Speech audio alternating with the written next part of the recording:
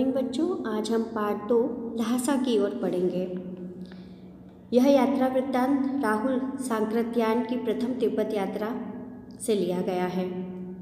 भारतीय यात्रियों पर उस समय तिब्बत यात्रा का प्रतिबंध था, इसलिए राहुल जी भिक्षु का वेश धारण करके यात्रा पर निकले थे। लेखक बताते हैं, हम जिस रास्ते से जा रहे थे वह नेपाल से तिब्बत जाने वाला रास्ता था। इसी रास्ते से नेपाल और भारत की चीज़ें जाती थी।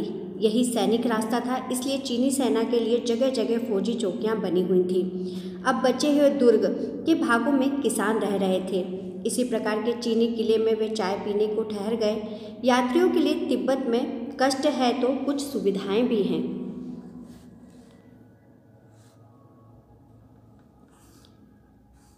वहाँ जाति पाति छुआछूत नहीं है, न औरतें पर्दा करती हैं। भिखमंगों को छोड़ कोई भी घर के अंदर तक जाकर चाय बनवाकर पी सकता है। वे भी वहीं ठहरे।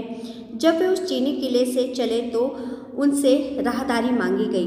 उन्होंने 2 चिटें दे दी।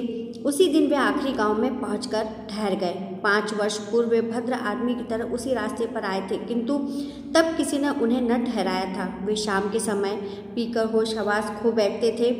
इस बार आराम से ठहरे। उन्हें आगे बहुत ऊंचा टीला पार करना था। 16-17 हजार फीट ऊंचे टीलों के चारों ओर मीलों तक गांव नहीं होते। यहाँ डाकू खून तक कर देते हैं, लूट लेते हैं। खुफिया विभाग खोज के लिए पुलिस पर व्यय नहीं करती है। वहाँ गवाह भी नहीं मिलते। पिछले वर्ष ही खून हुआ था, किंतु वे तो भिखमंगे थे, अतः इससे निश्चिंत थे। उन्हें 16-17 मील ऊंचाई पर जाना था, इसलिए घोड़े कर लिए। दूसरे दिन वे डांडे जा पहुँचे। वे समुद्र से 18,000 फीट की ऊंचाई पर थे। एक और हिमालय के श्वेत शिखर फैले थे, जबकि ऊंचे टीले की तरफ पहाड़ खाली था, वीरान था।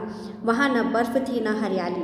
उत्तर में बहुत कम बर्फ वाली चोटियाँ थीं। सबसे ऊंचे स्थान पर डांडे में देवता विराजमान थे, जिन्हें पत्थरों, सींगों तथा कपड़ों की झंडियों से सजाया गया था। वे समतल पर आगे जा रहे थे कि घोड़ा धीमे धीमे चलने लगा तो लेखक पिछड़ गए, रास्ता भटक गए। लेखक बताते हैं, मैं 4-5 बजे के बाद गांव पहुंचा तो सुमति, जिसके साथ सुमति है ना, जो बौद्ध भिक्षु था, मित्र उनका, जिनके साथ वो गए थे, तो सुमति उनका इंतज़ार कर रहा था। मैंने सुमति को सब बताया तो उसका गुस्सा ठंडा हुआ। लंडकोर में वे एक अच्छी जगह पर ठहरे। वहाँ उनके अच्छे यजमान थे, उन्हें अच्छा खाना व आराम मिला।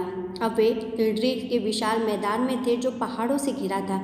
कुछ दूर एक पहाड़ी तिड्री समाधि गिरी थी। सुमति बोधगया से कपड़े की बत्तियों के गंडे और यजमानों को बांटना चाहते थे, परंतु लेखक ने पैसे देने का लालच देकर ठहरने वाले गांव में ही गड़े बांटने को राजी कर लिया। दूसरे दिन वे पैदल ही चल दिए।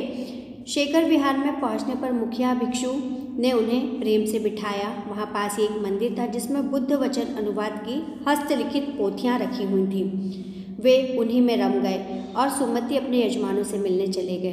दूसरे दिन उन्होंने अपना सामान उठाया और भिक्षु से विदाई ली। इस प्रकार लेखक ने पूरी यात्रा का वृत्तांत इस पाठ के माध्यम से बताया।